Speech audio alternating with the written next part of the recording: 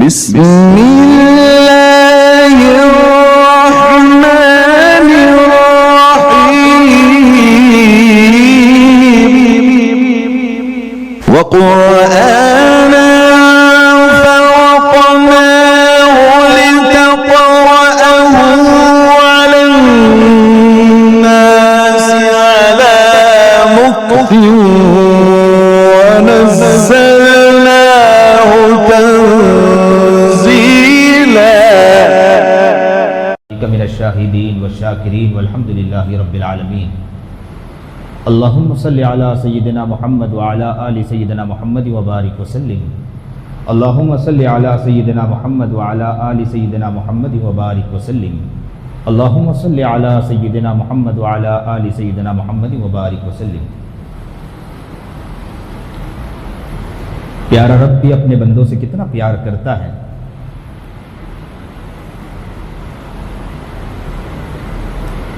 کہ انسان کو رمضان دیا اور ایسے عبادت میں لگا دیا کہ وہ بھی اپنے بندوں کو پیار سے دیکھنا چاہتا ہے. یہی تو محبت کا حال ہے. کتنا پیار کر رہا ہے اپنے بندوں سے. اب پیار کا انداز بھی دیکھیں کہ روزے سے عجیب چیز عطا فرما دی کہ جس سے بندہ روحانیت کے اعتبار سے اپنا قریب ہو سکے. انسان کے جسم کا بھی عجیب حال ہے. اگر روح نکل جائے تو جسم کا کوئی کام نہیں. جب تک روح ہے تو یہی جسم کا کام ہے. جیسے ہی روح نکل گئی وہ انسان مردہ کہلائے گا. اب کسی بھی انسان کو دیکھیں, اگر اس کی روح نکل گئی, اب یہ انسان مردہ ہو گیا. آنکھ میں لوہا گھس گیا, آنکھ خراب ہو گئی لیکن روح موجود ہے تو انسان مردہ نہیں کہلائے گا. زبان کٹ گئی لیکن انسان میں روح ہے, انسان مردہ نہیں کہلائے گا. انسان کے کان کٹ گئے لیکن روح موجود ہے, انسان مردہ نہیں کہلائے گا.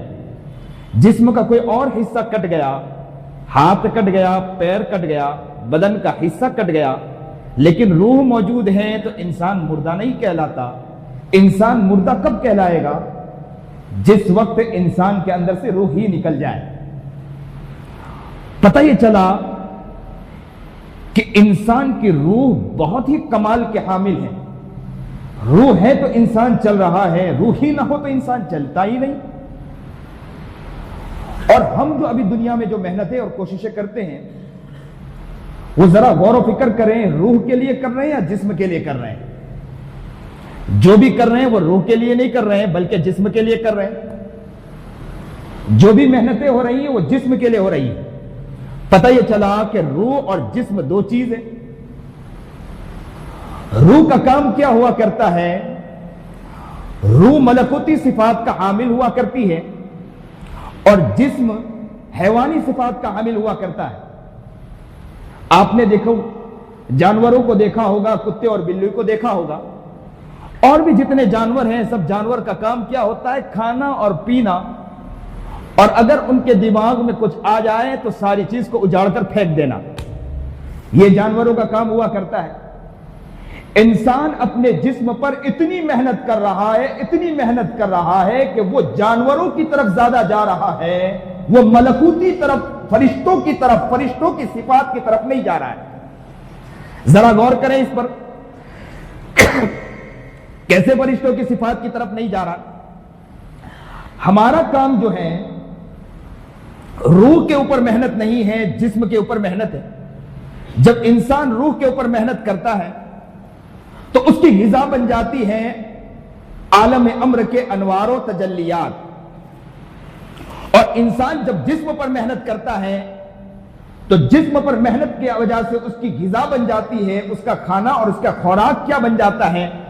دنیا کی مادی اشیاء بن جایا کرتے ہیں, دنیا کی مادی چیزیں بن جایا کرتی ہے. اور آج ہم مادی چیزوں کی طرف دوڑ لگا رہے ہیں, مادی چیزوں کی طرف ہماری دوڑ زیادہ ہے. اور یہ رمضان کا مہینہ روزہ رکھ کر, کھانا کم کروا کر روحانیت کی طرف بڑھانے کے لیے اللہ رب العزت نے اپنے بندوں کو چن لیا ہے. کہ آپ زیادہ کھانا کھاؤ گے تو جانوروں کی طرف جاؤ گے، کم کھانا کھاؤ گے تو فرشتوں کی طرف جاؤ گے۔ آپ کی روح مضبوط ہوگی، آپ کا جسم مضبوط نہیں ہوگا، روح مضبوط ہوگی۔ اور ہم لوگ پورے 11 مہینے جسم کی محنت کرتے ہیں، روح کی محنت نہیں کرتے ہیں، اور رمضان کا مہینہ اللہ رب العزت عطا فرما کر روح کی محنت کرواتا ہے کہ تمہاری روح مضبوط ہو جائے تو تمہیں اعمال کے اندر، ذکر کے اندر، قرآن کی تلاوت میں حلاوت محسوس ہوگی۔ اس لیے آپ نے دیکھا ہوگا رمضان کا مہینہ آتا ہے، انسان تلاوت کی طرف زیادہ لگتا ہے، انسان گناہ کی طرف نہیں لگتا ہے۔ ظاہر سی بات ہے، کھانا کم کھایا، آج تو کھانے کا مزاج بڑھ گیا۔ عام دنوں کے اندر بھی انسان بہت کھاتا ہے، اور رمضان کے اندر تو ماشاءاللہ بس وقت بدلتا ہے لیکن کھانا تو ماشاءاللہ پھر بھی بڑھ جایا کرتا ہے۔ افطار کے موقع پر کھانا، اس کے بعد رات کو عشاء کے بعد کھانا، پھر وہ بھی اتنا کھانا کہ جس کو کچھ کم نہیں، پھر صبح میں کھانا۔ عجیب بات ہے کہ اب صحابہ کرام رضوان اللہ تعالی علیہ اجمعین جنگ کے لیے نکلتے تھے تو حال یہ ہوا کرتا تھا کہ پورے دن کے اندر ایک کھجور ملا کرتی تھی، اس ایک کھجور کے ساتھ جنگ کے اندر اترا کرتے تھے۔ اور آج حال یہ ہے کہ ہم لوگ اتنا کھانا کے بعد بھی اعمال میں نہیں لگ پاتے۔ اسی لیے آپ کو عجیب بات بتائیں، ایک اللہ والے کے بارے میں آتا ہے کہ شیر کے کچھاڑ کی طرف گئے، دیکھا کہ ایک شخص شیر کو کھانا کھلا رہا ہے، گوشت کھلا رہا ہے۔ پوچھا کہ شیر کتنے وقت کھاتا ہے؟ تو کہا کہ حضرت آپ کتنے وقت کہہ رہے ہیں کہ آپ یہ پوچھو کہ کتنے دن میں کھاتا ہے؟ تو کہا کہ کتنے دن میں کھاتا ہے؟ تو کہا کہ 7 دن میں ایک مرتبہ کھانا ڈالا جاتا ہے، پھر 7 دن تک اس کو کھانے کی ضرورت نہیں ہوتی ہے۔ تو حضرت نے اسی وقت عجیب بات کہی اللہ والے نے کہ شیر 7 دن کے بعد کھاتا ہے، اس لیے وہ شیر ہے۔ ہم لوگ ایک دن میں کئی مرتبہ کھاتے ہیں، اس لیے ہم جانوروں سے بھی نیچے گر چکے ہیں۔ ہمارے کھانے کا حال کیا ہو چکا، جس کی وجہ سے ہمارے اندر جس طرح روحانی طاقت پیدا ہونی چاہیے وہ روحانی طاقت پیدا نہیں ہو پاتی ہے۔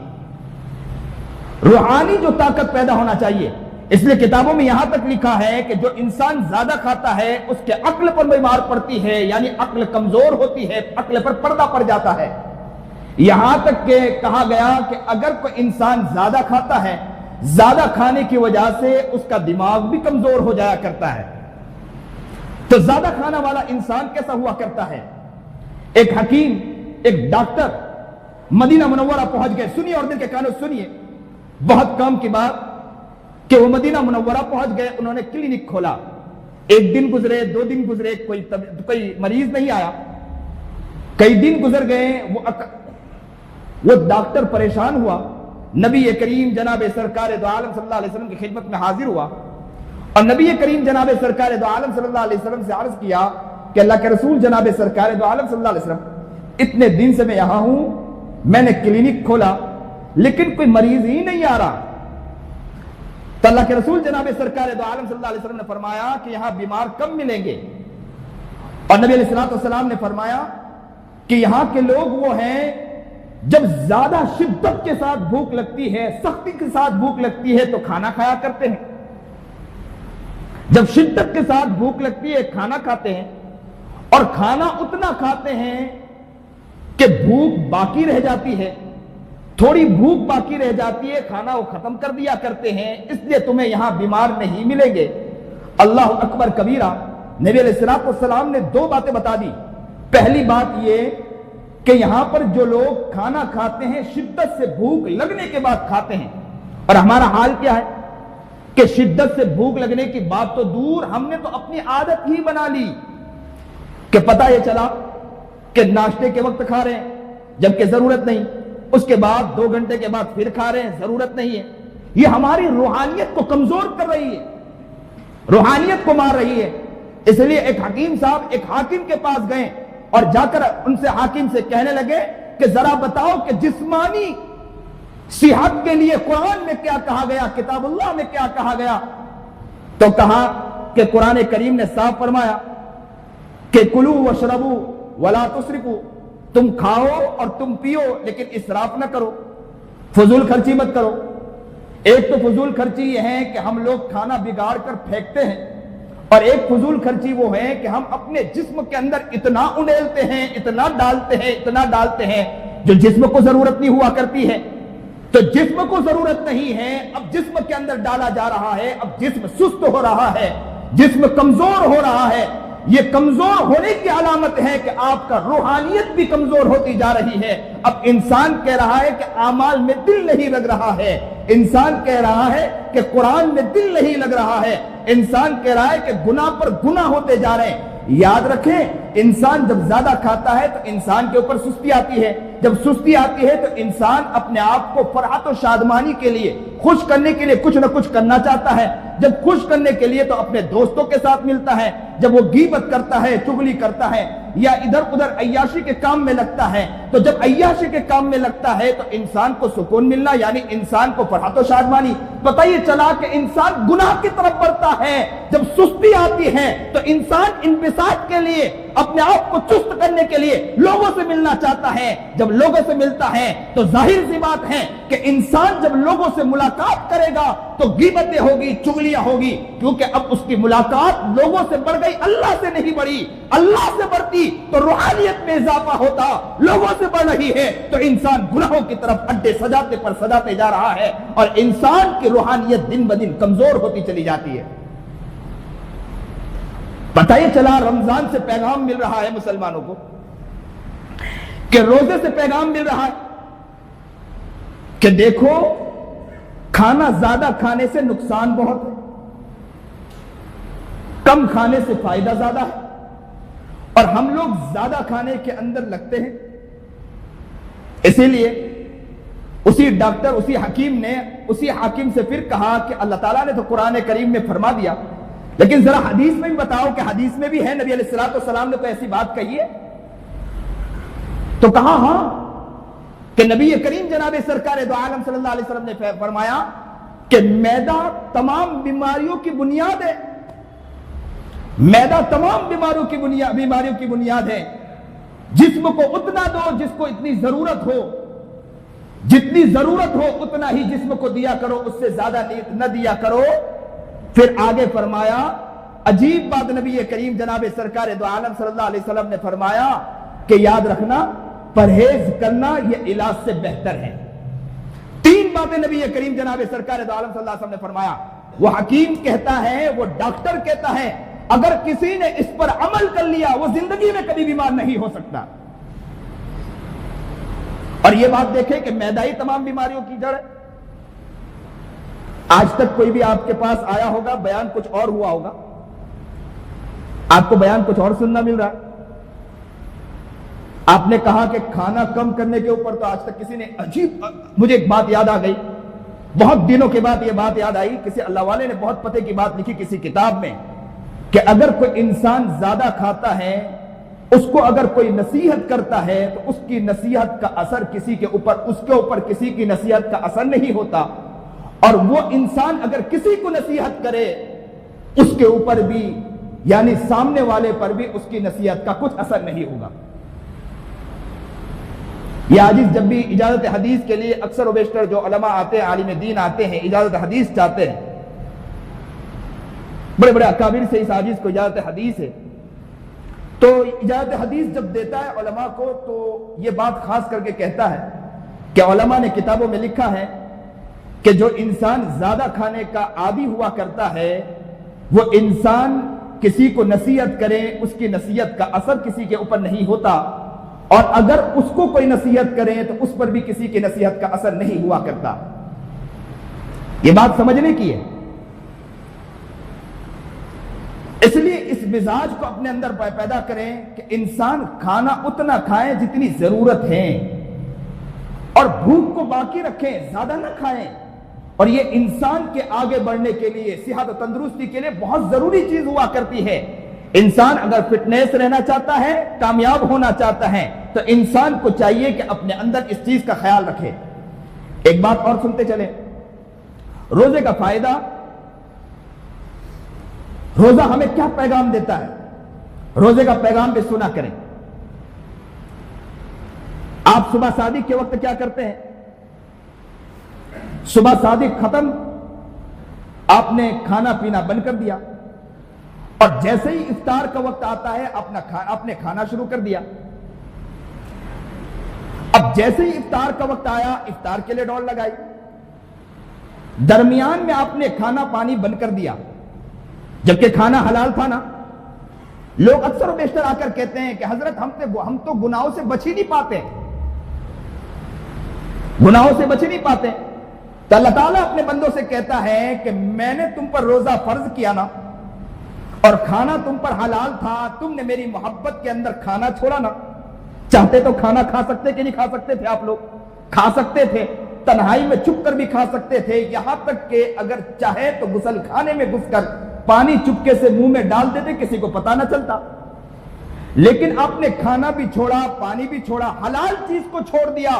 یہاں تک کہ بیوی سے ملاقات حلال ہے, لیکن آپ نے بیوی سے ملاقات حلال کو جب روزہ رکھا اس وقت آپ نے چھوڑ دیا. اس لیے حلال چیز کو چھوڑا کہ میرے پیارے رب نے مجھے منع فرمایا. جب پیارے رب نے تمہیں نہ فرمایا تو تم نے حلال چیز کو چھوڑ دیا. اللہ تعالیٰ کہتے ہیں کہ تم گناہوں کو بھی اسی طرح چھوڑ دیں, آنکھوں سے گناہ کو چھوڑ دیں, زبان سے گناہ کو چھوڑ دیں, کان سے گناہ کو چھوڑ دیں. تو یاد رکھنا, جب تم گناہ کو چھوڑو گے, یہ حلال چیز کو تم نے چھوڑا تو تمہارے لیے آسان ہو گیا. اور کب تک تم نے چھوڑا؟ افطار تک تم نے چھوڑا, اور اللہ تعالیٰ نے تمہارے لیے یہ آسان کر دیا اور تم افطار تک کے بچ گئے. یاد رکھنا کہ تم حرام کام چھوڑ دو گے تو یاد رکھنا یہ صبح صادق کا وقت ہوگا, اور جب تمہاری موت کا وقت ہوگا اس وقت تمہارے افطار کا وقت ہوگا, اور اس وقت تمہیں خوشی ہوگی.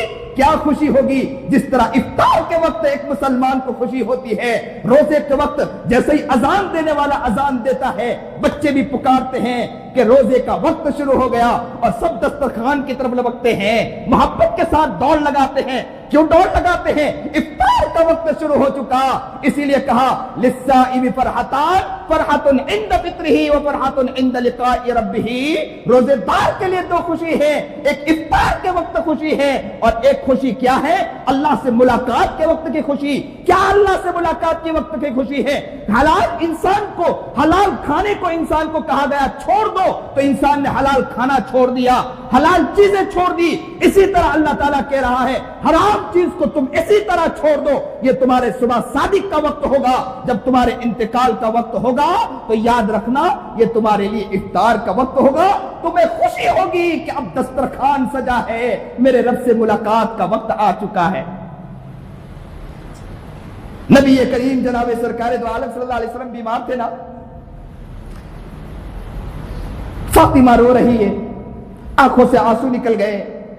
نبی علیہ السلام کی تکلیف کو دیکھ کر فاطمہ کے آنکھوں سے آنسو نکل گئے, سر میں درد تھا. محمد عربی جناب سرکار دو عالم صلی اللہ علیہ وسلم کو, فاطمہ تو فاطمہ تھی نا, محبت بہت تھی.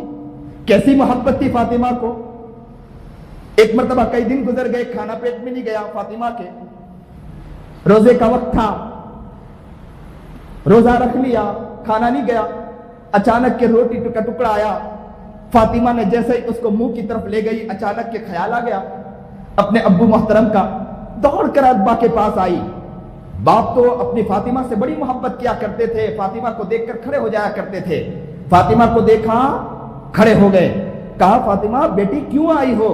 تو کہا ابو کھانا آیا تھا, روٹی آئی تھی, یہ ٹکڑا تھا, میرے پیٹ میں کئی دن گزر گئے, کھانے نہیں کھایا گیا, میں بس منہ کی طرف لے گئی, مجھے آپ کا خیال آ گیا کہ میرے ابو کے پیٹ میں کتنے دن گزر گئے ہو گئے. بس وہ روٹی کا ٹکڑا اللہ کے رسول کو پکڑایا, اللہ کے رسول نے منہ کی طرف لے گئے اور کہا فاطمہ کیا بتلاؤں, میرے جس کے قبضے میں میری جان ہے میں کیا بتاؤں, اتنے دن گزر گئے کہ جس نے اس پیٹ نے روٹی کا ٹکڑا نہیں دیکھا, یہاں پانی پانی سے میں نے گزار لیا. اللہ اکبر کبیرہ. فاطمہ نبی علیہ السلام کے لیے اس طرح تڑپا کرتی تھی. فاطمہ رضی اللہ تعالی عنہ, اما عائشہ تڑپ رہی ہے, رو رہی ہے. اب اچانک کے کیا کہا؟ یہ کہا کہ اللہ کے رسول جناب سرکار دو عالم صلی اللہ علیہ وسلم اس بیماری کو دیکھ نہیں پا رہی ہوں. تو فوراً نبی کریم جناب سرکار دو عالم صلی اللہ علیہ وسلم نے کیا کہا تھا؟ وَعْبُدْ رَبَّكَ حَتَّى يَأْتِيَكَ الْيَقِينُ. تیرا باپ جس وقت چلا تھا نا اللہ کی محبت میں, اور وہ چلتے چلتے اب اس کا اینڈ آ چکا ہے, یعنی سمندر کے اس کونے کے اندر وہ تیرنا شروع کیا تھا, پانی کے اس کونے پر تیرنا شروع کیا تھا. اب انسان اس کونے سے اس کونے جا رہا ہو تو آپ نے دیکھا ہوگا وہ انسان فون پر گفتگو نہیں کرتا ہے، وہ انسان کھانا نہیں کھاتا ہے، وہ انسان پانی نہیں پیتا ہے، اگر پانی پینا جائے تو وہ ڈوب جائے گا، کھانے جائے گا تو ڈوب جائے گا، کسی سے گفتگو کرنے جائے گا تو ڈوب جائے گا۔ تو کیا کہا اللہ کے رسول جناب سرکار دو عالم صلی اللہ علیہ وسلم نے کہ میں یہاں سے تیرنا شروع کیا تھا، اب تیرتے تیرتے اس کونے تک پہنچ چکا ہوں۔ وَاعْبُدْ رَبَّكَ حَتَّى يَأْتِيَكَ الْيَقِينُ۔ اللہ اکبر کبیرہ۔ اصل تو خوشی ہے نا اللہ سے ملاقات ہو جائے، اور پیارا رب بڑے پیار سے ہم سے ملاقات کرے۔ رب تو اپنے بندوں سے بڑی محبت کرتا ہے، رب اپنے بندوں سے بڑی محبت کرتا ہے۔ یہ عاجز نبی کریم جناب سرکار دو عالم صلی اللہ علیہ وسلم کے عشق میں ایک واقعہ اکثر بتلایا کرتا ہے۔ آپ نے بھی سنا ہوگا کہ ایک صحابی کے پاس رومال تھا، اس پر گندگی لگی تو صحابی نے دھونے کے بجائے اس کو آگ میں ڈال دیا۔ جیسے ہی اس کو آگ سے نکالا تو گندگی دور ہو چکی تھی اور وہ رومال جلا نہیں۔ پوچھنے والے نے پوچھا کہ اس رومال کو آپ نے آگ میں ڈالا، اس کو تو جل جانا چاہیے تھا، جلا نہیں بلکہ گندگی جل گئی اور رومال صاف ہو کر نکل آیا۔ تو ان صحابی نے کہا کہ میرے محمد جناب سرکار دو عالم صلی اللہ علیہ وسلم کا ہاتھ اس رومال پر لگا تھا تو مجھے خیال تھا کہ جس رومال پر میرے محمد کا ہاتھ لگا ہو وہ رومال کبھی جلا نہیں کرتا، تو مجھے اندازہ ہو گیا کہ میرے محمد کا ہاتھ اس پہ لگا ہے، اس لیے آگ اس کو چھوئے گی نہیں، اور گندگی پر تو رومال پر گندگی کے اوپر نبی علیہ الصلوۃ والسلام کا ہاتھ نہیں لگا تھا، اس لیے میں نے اٹھا کر ڈالا، بس رومال دھل کے باہر نکل آیا۔ اللہ اکبر کبیرہ۔ یہاں سے یہ عاجز نقل کرتا ہے کہ ہم بھی نبی علیہ الصلوۃ والسلام کے دیوانے ہیں نا، نبی علیہ الصلوۃ والسلام کے عاشق ہیں نا، اس لیے آج سے نیت کرو کہ نبی علیہ الصلوۃ والسلام کی محبت میں زندگی گزاریں گے انشاءاللہ۔ تجھ میں حور و قصور رہتے ہیں، تجھ میں حور و قصور رہتے ہیں۔ اللہ والے نے نقل کیا تھا نا جنت کی طرف مخاطب ہو کر کہ تجھ میں حور رہتے ہیں، محلات رہتے ہیں، تجھ میں حور و قصور رہتے ہیں، میں نے مانا کہ ضرور رہتے ہیں، میرے دل کا طواف کر جنت سے مخاطب ہو کر کہا تھا کہ تجھ میں حور و قصور رہتے ہیں، میں نے مانا کہ ضرور رہتے ہیں، میرے دل کا طواف کر جنت، میرے دل میں تو حضور رہتے ہیں، میرے دل کا طواف کر جنت، میرے دل میں تو حضور رہتے ہیں۔ تو رومال کو ڈالا آگ میں تو رومال نہیں جلا، گندگی جل گئی۔ یہ عاجز یہاں سے ایک نقطہ نقل کرتا ہے، آپ توجہ سے سنیں کہ جب رومال کو آگ میں ڈالا، آگ نے ہی پکڑی، گندگی کو جلا دیا۔ یا یہ بات یاد رکھیں ہم نبی علیہ الصلوۃ والسلام کے امتی ہیں، گناہ ہونے کی وجہ سے جہنم میں تو جائیں گے، لیکن مجھے پورا یقین ہے کہ انشاءاللہ جب اللہ تعالیٰ جہنم میں ڈالے گا آگ ہمیں نہیں چھوئے گی، اس لیے نہیں چھوئے گی کہ وہ کہے گی کہ یہ تو نبی کا دیوانہ ہے، انہوں نے تو نبی علیہ الصلوۃ والسلام پر ایمان لایا۔ سبحان اللہ کہتے اللہ اکبر کبیرہ۔ نبی علیہ الصلوۃ والسلام ایک بات فرمایا کرتے تھے، کسی نے کہا کہ اللہ کے رسول آپ تو معصومان الخطا ہے، عبادت کرنے کی کیا ضرورت ہے؟ اللہ کے رسول نے فرمایا کہ میں شکر گزار بندہ کیوں نہ بنوں؟ تو ہمیں تو چاہیے کہ اللہ رب العزت ہم سے اتنی محبت کریں، تو محبت کا عالم کیا ہونا چاہیے؟ جلالین کے حاشی میں ایک بات نقل کی کہ موسیٰ علیہ نبینا علیہ الصلوۃ والسلام کے اوپر جو ایمان لائے تھے وہ جب پانی پیا کرتے تھے وہ پانی صاف اور شفاف ہوا کرتا تھا، اور سامنے بنی اسرائیل کی جو قوم کفار تھی جو موسیٰ علیہ السلام پر ایمان نہیں لائی تھی، وہ جب پانی پیتے تھی تو پانی کے اندر خون جیسا، پانی خون کی طرح ہو جایا کرتا تھا۔ آپ نے بھی سنا ہوگا پانی خون کی طرح ہو جایا کرتا تھا۔ اب جیسے ہی خون کی طرح ہوتا تھا وہ پیتے تھے، خون اندر منہ میں جاتا تھا، بڑے پریشان ہوا کرتے تھے۔ تو موسیٰ علیہ نبی علیہ الصلوۃ والسلام کے صحابہ کے پاس، جو ان کے پاس ایمان لائے، ان کے پاس آتے تھے اور کہا کرتے تھے کہ تم پانی کو اپنے منہ میں لو اور منہ میں لینے کے بعد کلی ہمارے منہ کے اندر کرو، تاکہ کلی کریں تو صاف شفاف پانی ہمارے منہ میں آ جائے، خون والا پانی ہمارے منہ میں نہ آئے۔ تو جلالین کے حاشی میں نقطہ لکھا ہے کہ کل قیامت کے دن کہیں ایسا نہ ہو کہ اللہ تعالیٰ ہمیں جہنم میں ڈال دیں گے تو کفار بھی دوڑ کر آئیں گے، ہم سے عقل لپٹ جائیں گے کہ تمہاری وجہ سے، تمہارے لپٹنے کی وجہ سے آگ ہمارے اوپر ٹھنڈی ہوئی چلی جاتی ہے، اس لیے ہم آپ سے لپٹ رہے ہیں. کہتے ہیں کہ جو ایمان لایا وہ ایک دن تک کے کئی وقت تک کے جس وقت تک اللہ تعالیٰ نے چاہا اس وقت تک کے جہنم میں جلے گا, پھر اس کو وہاں سے نکال دیا جائے گا. تو کفار پکار پکار کر کہیں گے جس وقت مسلمانوں کو اللہ کے رسول کے اوپر ایمان لانے والے اور نبی علیہ الصلوۃ والسلام کی اللہ کے رسول جناب سرکار دو عالم صلی اللہ علیہ وسلم کے طریقے کے مطابق سنت کے مطابق جو زندگی گزارنے والے ہیں اور ان سے کوئی گناہ ہو گئے, اگر وہ جہنم میں ہیں, کچھ وقت کے بعد جب انہیں نکالا جائے گا تو کفار پکار پکار کر کہیں گے کہ انہیں نہ لے جاؤ, ان کی وجہ سے آگ ٹھنڈی ہوئی چلی جاتی ہے, ان سے ہمارا فائدہ ہو جاتا ہے. اللہ اکبر کبیرہ. جہنم کی آگ کا بھی عجیب حال ہے. سنیے اور دل کے کانوں سے سنیے. دنیا کی آگ اور جہنم کی آگ میں فرق دیکھو. دنیا کی آگ تو نیک اور برے میں فرق نہیں کرتا. ہمارے گھر میں نیک عورت ہو جو پوری زندگی نیکی کے اندر گزاری ہو, کھانا بنائے تو اس کی بھی انگلی جل جایا کرتی ہے, نیک ہے, فرق نہیں کرتی ہے. تو دنیا کی آگ نیک اور بد میں فرق نہیں کرتی ہے, لیکن یاد رکھنا جہنم کی آگ کا حال یہ ہے کہ وہ نیککاروں کو کبھی جلائے گی نہیں. اللہ اکبر کبیرہ. دنیا کی آگ کا حال یہ ہے کہ جب اگر آگ پر پانی ڈالے تو آگ بجھ جایا کرتی ہے نا, آگ پر پانی ڈالے تو آگ بجھ جاتی ہے. لیکن جہنم کی آگ کا حال کیا ہے؟ سنیے اور دل کے کانوں سنیے. جہنم کی آگ کا حال یہ ہے کہ جہنم کی آگ پانی سے نہیں بجھے گی. مومن انسان, گنہگار انسان اپنے آنکھوں سے آنسو کا ایک قطرہ نکال دے گا, اس ایک قطرے کی وجہ سے اللہ تعالیٰ جہنم کی آگ کو حرام کر دے گا. اللہ اکبر کبیرہ. دنیا کی آگ اور جہنم کی آگ میں فرق اور دیکھیں. دنیا کی آگ کا حال یہ ہے کہ اگر کسی جگہ آگ لگی ہو, زور سے ہوا چلے تو آگ یا تو بجھ جائے گی یا تو آگ اور بھڑک جائے گی, دو میں سے ایک کام ہوگا. لیکن جہنم کی آگ کا حال کچھ اور ہے.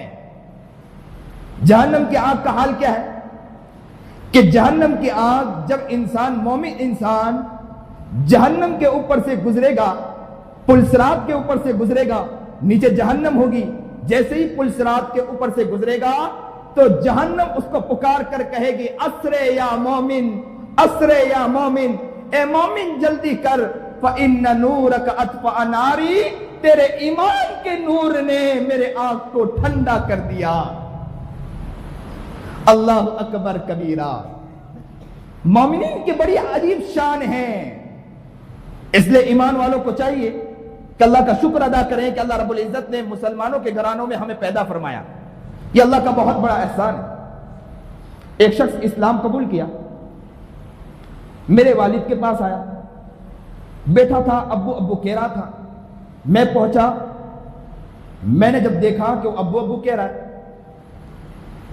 مجھے والد صاحب سے کہنے لگے کہ یہ کون؟ تو والد صاحب نے کہا یہ میرے بیٹے ہیں. تو کہا کہ انہیں اپنا قصہ سنائیں. تو وہ شخص مجھے قصہ سنا رہا ہے کہ مولانا یہ میرے ابا ہے. اور مجھے تعجب ہوا کہ تو ابا میرے, لیکن انہوں نے کہا کہ ابو میرے ہیں. اور انہوں نے اپنا قصہ سنانا شروع کیا کہ میں ایک جگہ کاٹھیاواڑ کی طرف سے ہوں, پالنپور کے ایک طرف سے, کاٹھیاواڑ نہیں پالنپور کی طرف سے ہوں, ڈیشا کی طرف سے ہے. انہوں نے کہا کہ میں نے اسلام قبول کیا تو میرے گھرانے نے بہت شدت اختیار کی, بہت مارا, بہت پیٹا مجھے کہا تو اسلام چھوڑ دے, تیرے اسلام چھوڑنے کی وجہ سے ہم تجھے چھوڑ دیں گے. تو کہا کہ نہ میں اسلام نہیں چھوڑوں گا.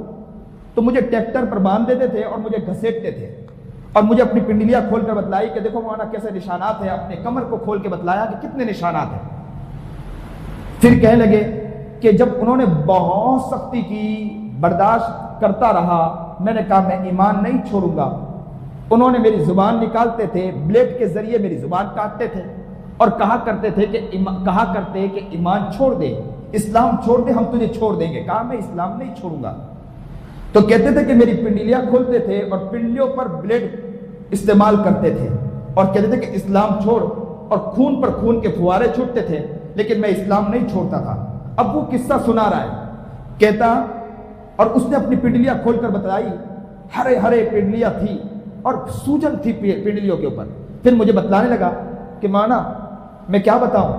ایک دن انہوں نے مجھے کمرے میں بند کر دیا, اور ایسے کمرے میں بند کیا جو بھینس کے طویلے ہوتے ہیں, اس میں چھوٹا سا روم ہوتا ہے, اس روم میں مجھے بند کر دیا, چاروں طرف سے بند, کھڑکیاں کھلتی تھی کبھی کبھی, اور مجھے کہتے تھے کہ تجھے نہ کھانا دیں گے نہ پانی دیں گے, اس وقت دیں گے جب تو اسلام چھوڑے گا.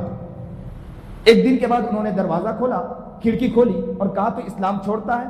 تو کہا میں نے اسلام نہیں چھوڑوں گا. تو کہا کہ کھانا پانی نہیں ملے گا, دروازہ بند کر دیتے تھے. دوسرے دن پھر کھولتے تھے اور کہتے تھے کہ اسلام چھوڑے گا. وہ کہتا تھا کہ میں اسلام نہیں چھوڑوں گا, اس کو سمجھاتے تھے لیکن وہ کہتا میں اسلام نہیں چھوڑوں گا. تو پھر وہ کھڑکی بند کر دیتے تھے. 3 دن گزرے, کہتے ہیں کہ میرا حال یہ ہو چکا کہ میں بھوک سے پریشان ہو گیا. میں جب بھوک سے پریشان ہو گیا, حال میرا خراب ہو گیا.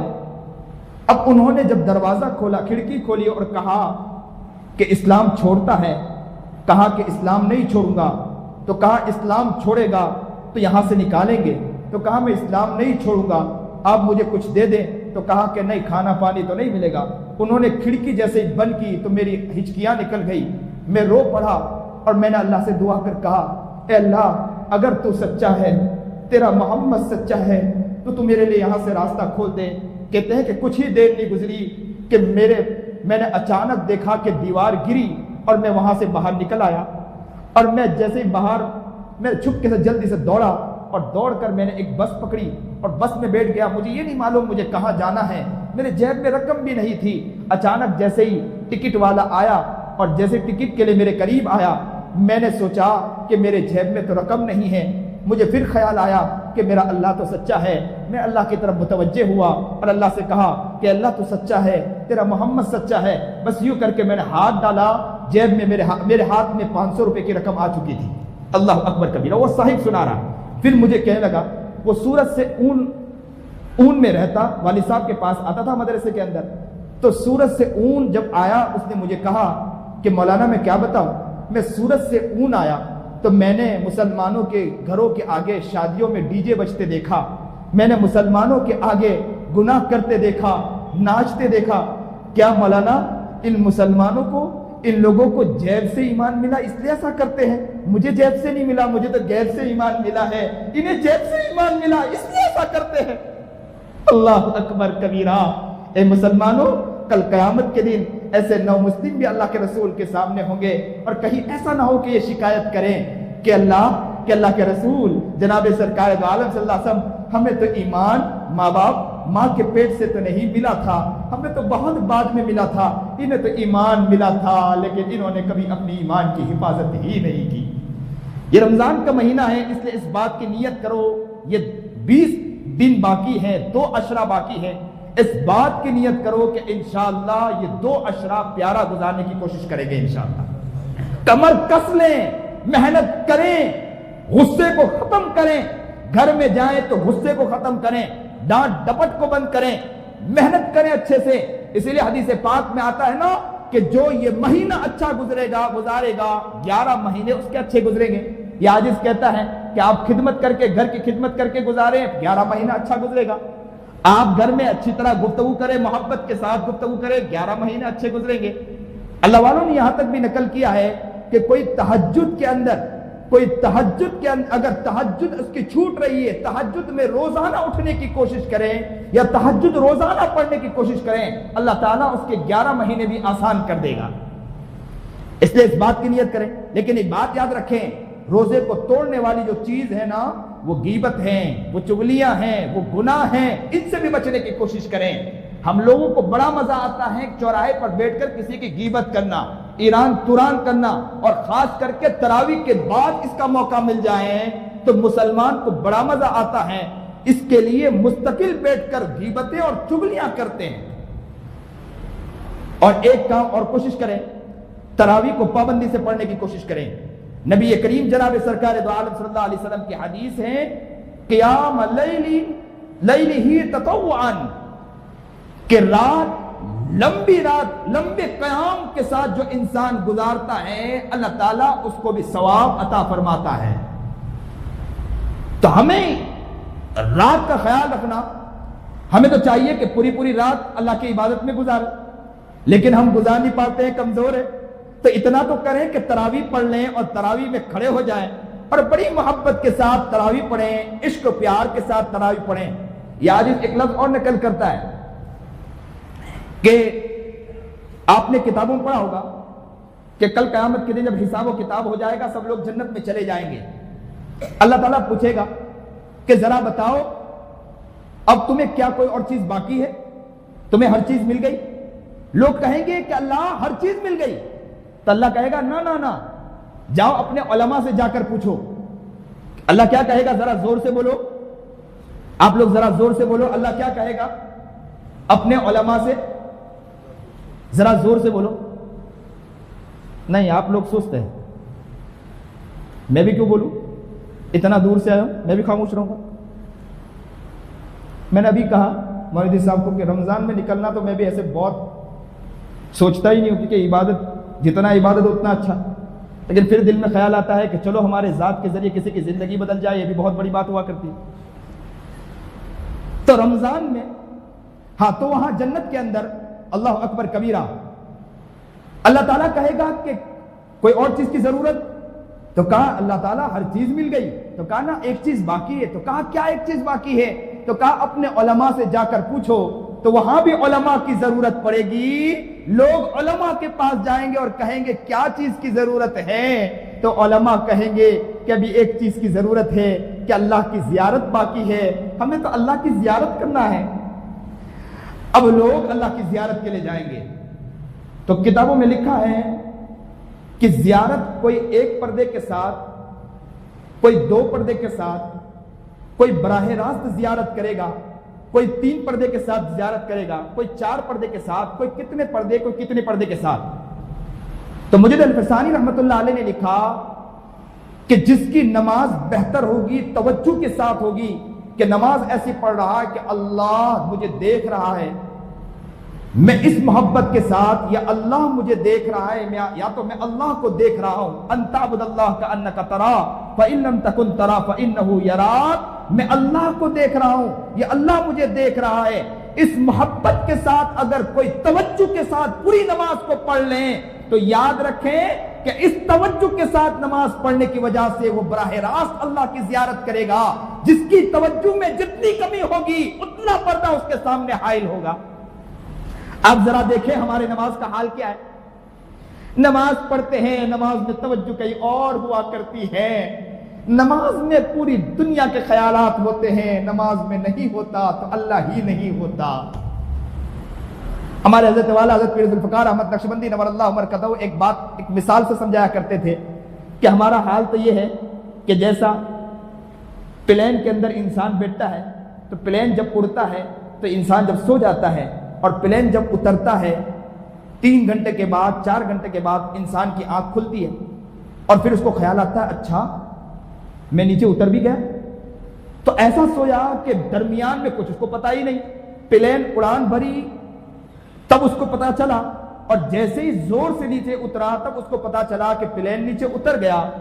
انسان کا حال نماز کا آج کل کا ایسا ہی ہو چکا کہ انسان جیسے ہی کال باندھتا ہے دنیا کے خیالات کی طرف اڑان بھر دیتا ہے، سو جاتا ہے، اور جیسے ہی نیچے اترتا ہے، جیسے ہی سلام پھیرتا ہے، وہ دنیا کے خیالات سے باہر نکل کے پھر سوچتا ہے اچھا میری نماز مکمل ہو گئی کیا؟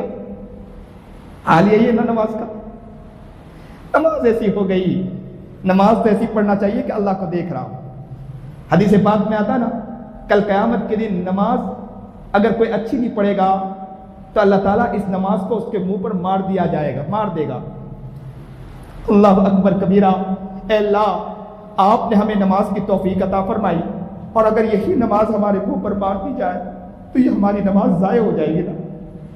اس لیے لوگوں اس بات کو دل میں اتارنے کی کوشش کرو کہ نماز انشاءاللہ ہم اچھی پڑھیں گے، انشاءاللہ اعمال اچھے کریں گے، انشاءاللہ زبان کی حفاظت کریں گے، انشاءاللہ گھر میں جائیں گے، گھر کے اندر اچھے انداز میں رہیں گے، محبت اور بھائی چارے کو اپنی زندگی میں، محبت اور پیار کو اپنی زندگی میں لانے کی کوشش کریں، اور اپنے آپ کو بچانے کی کوشش کریں، اور کھانے کے اندر احتیاط کریں کہ کم سے کم کھانا کھائیں، اور رمضان کے بعد بھی اس بات کی نیت کریں کہ انسان اپنے جسم کو اچھا رکھنا چاہتا ہے، بیماری سے بچنا چاہتا ہے تو کم سے کم کھانا کھائیں، اور آگے بڑھنے کی، اعمال کو زیادہ کرنے کی کوشش کریں۔ بایزید بستامی رحمۃ اللہ علیہ سے کسی نے کہا کہ آپ کم کھانے کے اوپر، کم کھانے کی فضیلت کے اوپر اتنا بیان کرتے ہیں، اس کی کیا ضرورت ہے؟ تو بایزید بستامی رحمۃ اللہ علیہ نے کہا کہ اگر فرعون کو معلوم ہوتا کہ کم کھانے کا کتنا فائدہ ہوتا تو فرعون کبھی بادشاہت کے بارے میں کرتا ہی نہیں، دعویٰ ہی نہیں کرتا، بلکہ رب ہونے کا دعویٰ ہی نہیں کرتا۔ اس نے رب ہونے کا دعویٰ کیا، اس بات کی علامت ہے کہ اس کا پیٹ بھرا ہوا تھا، اور جب پیٹ بھرا ہوا ہے تو پتہ یہ چلا کہ اس کے اندر عقل آ چکی، جب عقل آ چکی ہے تو وہ اس نے حد پار کر دی، اور حد پار کر کے اس نے رب ہونے کا دعویٰ ہی کر لیا۔ اس لیے اس بات کی کوشش کریں کہ ہم انشاءاللہ رمضان کے موقع پر بھی ہم لوگ انشاءاللہ افطاری میں بھی کم کھائیں گے اور سحری کے اندر بھی کم کھائیں گے، جتنی ضرورت اتنا کھائیں گے اور اپنے آپ کی حفاظت کریں گے۔ کم کھانے والے بھی زندہ ہیں، زیادہ کھانے والے تو ہاسپٹل میں بھرتی پڑے ہیں، زیادہ جو ہاسپٹل میں نظر آتے ہیں پتہ چلا کہ زیادہ کھانے والے ہیں، اور اکثر ڈاکٹر انہیں یہ کہتے ملتے ہیں کہ کھانا کم کھایا کریں۔ جتنے لوگ جاتے ہیں، مریض جاتے ہیں، ڈاکٹر انہیں کہتا ہے کہ کم کھایا کریں۔ پتہ یہ چلا کہ کھانے والے ہی کو بتایا جا رہا ہے کہ کم کھایا کریں، اور کم کھانے والے تو ماشاءاللہ ایسے کام کر کے چلے گئے۔ محمد عربی جناب سرکار دو عالم صلی اللہ علیہ وسلم نے کتنا کام کیا، صحابہ نے کتنا کام کیا، ان کے پیٹ پر پتھر بندھا کرتے تھے لیکن ہزاروں کام کر کے چلے گئے۔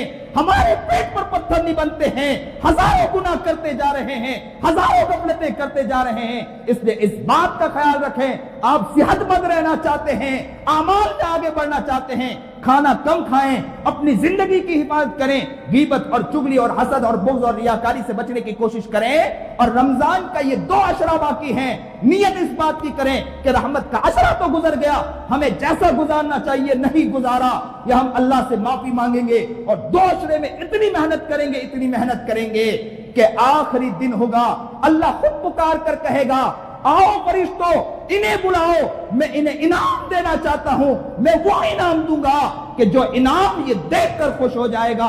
اس انعام کے لیے مسلمانوں ابھی سے نیت کرو کہ انشاءاللہ ہم ایسی تیاری کریں گے انشاءاللہ۔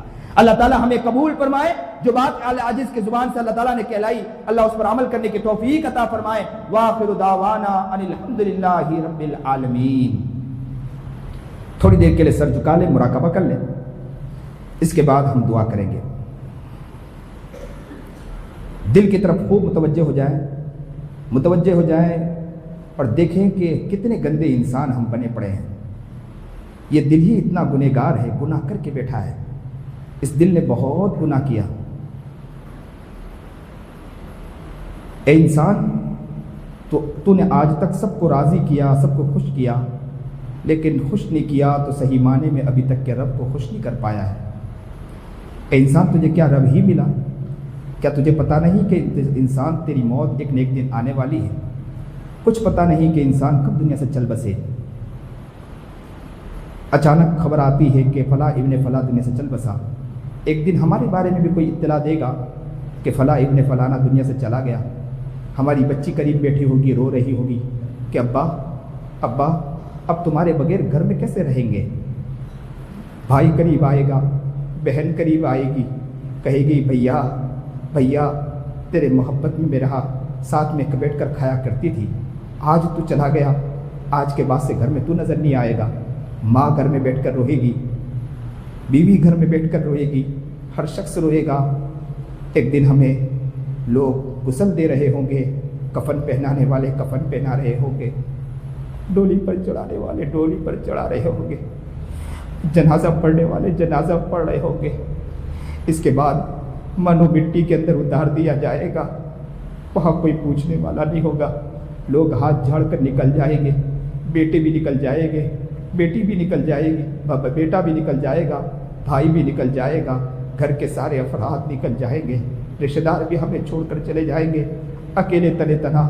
اچانک اللہ تعالیٰ کہے گا یہ بہت اکڑ کے چلتا تھا، لاؤ اسے خوب مارو، خوب پیٹو، اور ہمیں زمین ایسی ڈھسے گی، ایسی مارے گی، اور فرشتے ایسے ماریں گے، اس وقت انسان تجھے کوئی کچھ کام نہیں آنے والا، کام آئے گا تو تیرا عمل ہی تجھے کام آئے گا۔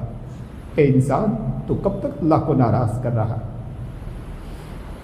تیرا اللہ تجھ سے بہت محبت کرتا ہے، پیارا رب تجھ سے بہت پیار کرتا ہے، اگر پیار ہی نہ کرتا تو تجھے رمضان ہی نہ دیتا۔ اے انسان، اتنے پیارے رب کو تو چھوڑ بیٹھا ہے۔ اتنے گناہ کے باوجود ہمیں تو کثرت سے عبادت کرنی چاہیے تھی نا۔ اللہ والوں کا حال عجیب، پورے 11 مہینے عبادت کرتے لیکن رمضان میں اور زیادہ محنت کرنا شروع کر دیتے۔ ہم تو پورے 11 مہینے گناہ کرتے، رمضان میں تو ہمیں عبادت کثرت سے بڑھانا چاہیے تھا، لیکن پھر بھی ہم گناہوں کی طرف لگے ہوتے۔ تجھے پیدا کیا کس واسطے اللہ نے اے دل، تجھے پیدا کیا کس واسطے اللہ نے اے دل، سمجھ کر بھول جاتا ہے یہ تیری کیسی مستی ہے، سمجھ کر بھول جاتا ہے یہ تیری کیسی مستی ہے۔ ارے دل بندگی میں کس لیے کرتا تو سستی ہے، ارے دل بندگی میں کس لیے کرتا تو سستی ہے، خلائق دیکھ کر تیرا تماشا ساری ہستی ہے۔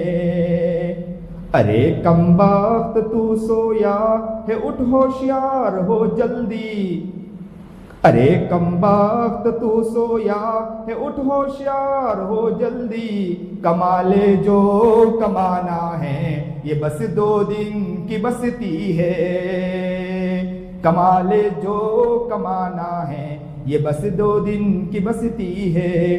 نہ رویا تو نہ توبہ کی، نہ کی سجدے میں آہے تو، نہ رویا تو نہ توبہ کی، نہ کی سجدے میں آہے تو، قیامت میں پکارے گا وہ دن کتنا ہی مشکل ہے، قیامت میں پکارے گا وہ دن کتنا ہی مشکل ہے۔ ارے دل کیوں گناہوں میں تو دن اپنا گواتا ہے، ارے دل کیوں گناہوں میں تو دن اپنا گواتا ہے، یہ سانسیں چند لمحے ہیں یہ مہلت بھی امانت ہے، یہ سانسیں چند لمحے ہیں یہ مہلت بھی امانت ہے۔ نہ دل میں خوف مولا ہے، نہ نیکی کا کوئی رشتہ، نہ دل میں خوف مولا ہے، نہ اقصا کا کوئی رشتہ، نہ دل میں خوف مولا ہے، نہ فلسطی کا کوئی رشتہ، تو پھر کس بات پر چاہے کہ جنت تیرے حق کی ہے، تو پھر کس بات پر چاہے کہ جنت تیرے حق کی ہے۔ اللہ اللہ چھوڑا جس نے وہی رسوا ہوا آخر، اللہ اللہ چھوڑا جس نے وہی رسوا ہوا آخر، نہ اس کا نور باقی ہے نہ دل کی کوئی قیمت ہے۔ گناہوں میں پڑا تڑپتا ہے یہ دل بندے الہی کا، گناہوں میں پڑا تڑپتا ہے یہ دل بندے الہی کا، خداوندا بچا لے اب تیری رحمت ہی کافی ہے، تجھے پیدا کیا کس واسطے اللہ نے اے دل، سمجھ کر بھول جاتا ہے یہ تیری کیسی مستی ہے۔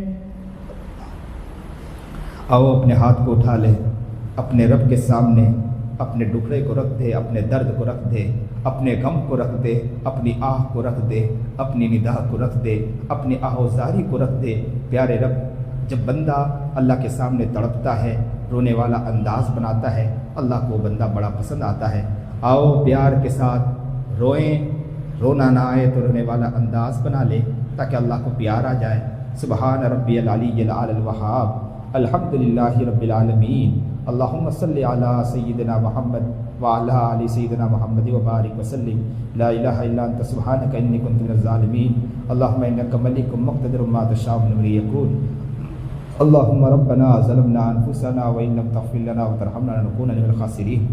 اللہ جی، پیارے اللہ، پیارے اللہ، اللہ آپ کتنے اچھے ہیں مولا، آپ کتنے مہربان ہیں مولا، آپ بہت اچھے ہیں مولا، لیکن مولا ہم نے گناہ کیا مولا، آپ تو ہم پر بہت محبت کرتے ہیں مولا، بہت مہربانی کرتے ہیں، لیکن ہم آپ کو دھوکہ دے رہے ہیں مولا۔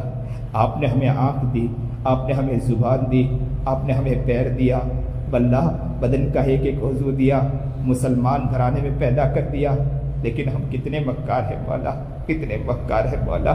اللہ آپ چاہتے تو مندروں کے آگے ہمارے سر کو جھکا دیتے مولا، لیکن آپ نے جھکنے نہیں دیا مولا۔ اللہ غیروں کے گھر میں پیدا کر کے مولا گائیوں کی ہم پوجا کرتے ہوتے نظر آتے مولا، لیکن مولا آپ نے وہاں سے ہٹا کر مولا آپ کی عبادت میں لگا دیا مولا۔ آپ تو ہم سے بڑے پیار کرتے ہیں، لیکن مولا ہم آپ سے دور ہوتے جا رہے ہیں۔ آج ہم سچے پکے دل سے آپ سے معافی مانگنے آئے ہیں، پیارے اللہ معاف کر دیجئے مولا، رحم کھا لیجئے مولا، دیکھ لیجئے مولا۔ اللہ ماں بچہ ماں سے کہے تو ماں نظر اٹھا کر دیکھ لیا کرتی ہے، ماں بچہ پریشان ہو تو ماں کے پاس جاتا ہے، بندہ پریشان ہو تو رب کے پاس آتا ہے، بچہ یا اللہ کوئی حالات میں ہو تو رب کے بندے ماں کے پاس جاتا ہے، بندے کے اوپر کوئی حالات آتا ہے تو رب کے پاس جاتا ہے۔ اللہ بچہ کوئی تکلیف میں آئے تو ماں کے پاس جائے، بندے کو تکلیف ہو تو رب کے پاس آتا ہے۔ اللہ بچہ اگر کوئی پریشانی میں مبتلا ہو تو ماں دوڑ کر آ جاتی ہے، بندے کے اوپر کوئی پریشانی آ جائے تو اللہ آپ بھی تو دوڑ کر آ جایا کرتے ہیں مولا۔ اللہ آج ہم پریشان ہیں مولا، زندگی سے تھک چکے ہیں مولا، گناہ کر کے تھک چکے ہیں مولا۔ پیارے اللہ جی آپ کو منانے آئے ہیں مولا، اللہ معاف کر دیجئے مولا۔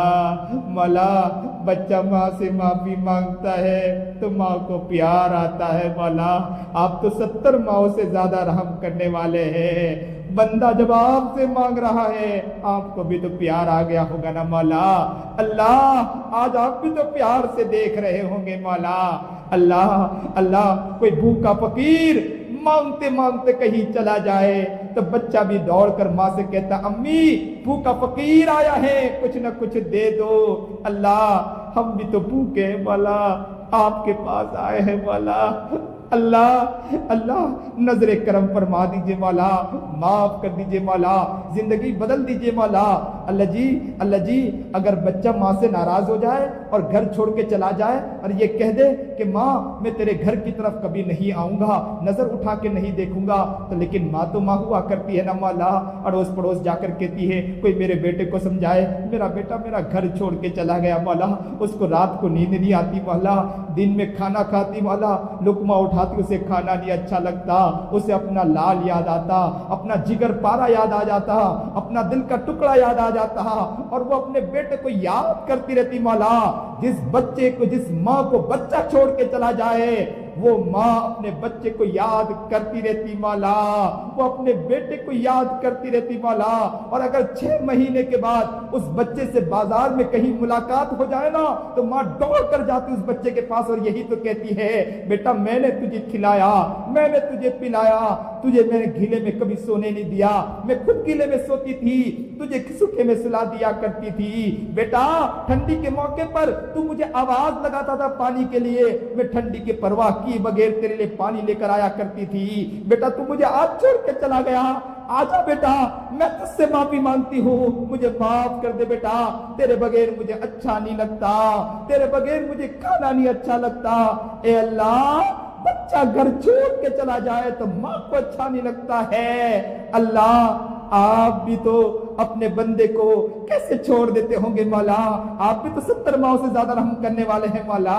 اللہ ہم دور چلے گئے مولا، ماں جیسے اپنے بچے کو دیر سے دیکھنے کے بعد بھی دوڑ کر جاتی ہے اور بڑے پیار سے کہتی ہے اللہ آپ بھی تو ہمارے پاس آ گئے ہوں گے نا مولا، آپ بھی تو ہمیں آ کر کہہ رہے ہوں گے نا مولا کہ بندو تمہارے بغیر مجھے اچھا نہیں لگتا ہے، اے بندو کب تک تم مجھے ناراض کرتے رہو گے، میں نے تمہیں کھلایا، میں نے تمہیں پلایا، میں نے تمہیں تجارت دی، میں نے تمہیں کاروبار دیا، میں نے تمہیں گھر دیا، میں نے تمہیں بیوی بچے دیے، میں نے تمہیں اچھا خاندان دیا، تم مجھے چھوڑ کر زندگی گزار رہے ہو، اے بندو ایک بار مجھ سے معافی مانگو میں معاف کر دوں گا۔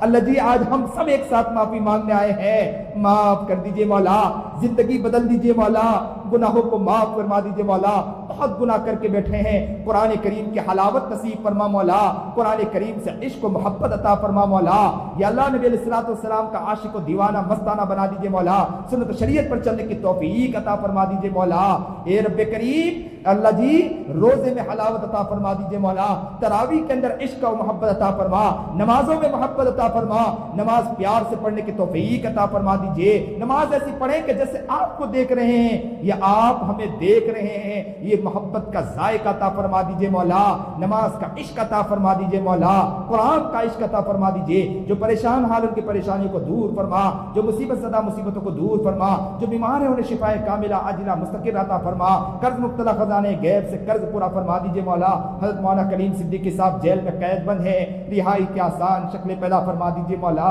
حضرت والا اللہ اچھا کام کرتے کرتے جیل میں چلے گئے مولا، ہم برا کام کرتے کرتے گھر میں بیٹھے مولا، اللہ ہم تو بڑوں کے لیے دعا بھی نہیں کر پاتے مولا، آج ہاتھ اٹھا کر حضرت کے لیے دعا کر رہے ہیں، اللہ حضرت کی رہائی کی آسان شکل پیدا فرما دیجئے مولا، ان کی بیوی بھی گھر میں رو رہی ہوگی مولا، بچے بھی یاد کر رہے ہوں گے اپنے ابو کو مولا، حضرت والا بھی اللہ امت کے لیے تڑپ رہے ہوں گے مولا، اللہ جی اللہ جی اللہ جی حضرت کے لیے رہائی کی آسان شکلیں پیدا فرما دیجئے مولا، فلسطین کے مسلمانوں کی مدد فرما دیجئے مولا، فلسطین کے مسلمانوں کی مدد فرما مولا، اللہ اللہ اللہ ان پر جو ظلم ہو رہا ہے، بچوں کو اٹھا کر یا اللہ ظالم یا اللہ اٹھا کر پٹک رہے ہیں مولا، اللہ ماں تڑپتی ہے، چیخ چیخ کر کہتی ہے میرے بیٹوں کے ساتھ نہ کھیل کرو، لیکن ان ظالموں کو کوئی فرق نہیں پڑتا مولا، اے اللہ جی ان ظالموں کو صحیح سمجھ عطا فرما دیجئے مولا، ایک بچی کے ساتھ سب نے مل کر زنا کیا